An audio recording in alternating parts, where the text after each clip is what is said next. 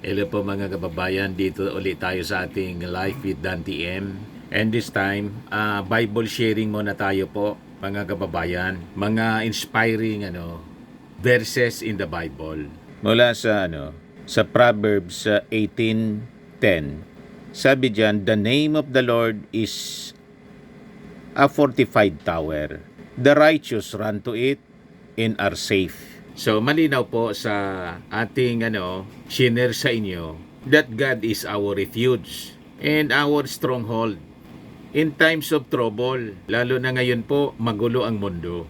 Magulo ang ating bansa. Minsan hindi lang po magulo sa ating bansa, kundi kahit na po sa pamilya. May kaguluhan sa loob ng ating pamilya.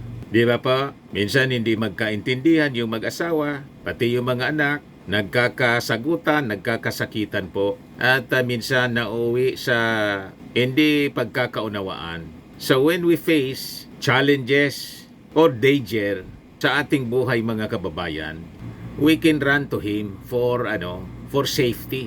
His protection is unwavering.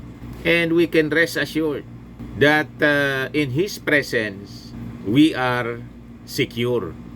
So samahan po ninyo ako mga kababayan sa maikling panalangin.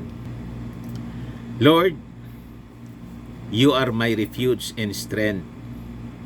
Help me always to run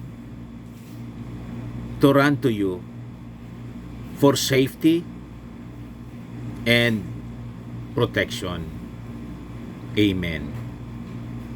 So yun po yung ating maikling sharing sa inyo mula sa ating banal na kasulatan. Sana po nakapagbigay ito ng inspirasyon sa inyo at kagaanan sa inyong pakiramdam. So kung nakatulong po ito sa inyo na ating Bible sharing, click subscribe po ninyo itong ating channel, Life with Dan TN.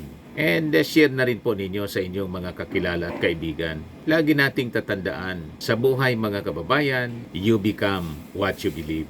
Maraming salamat po. Bye-bye.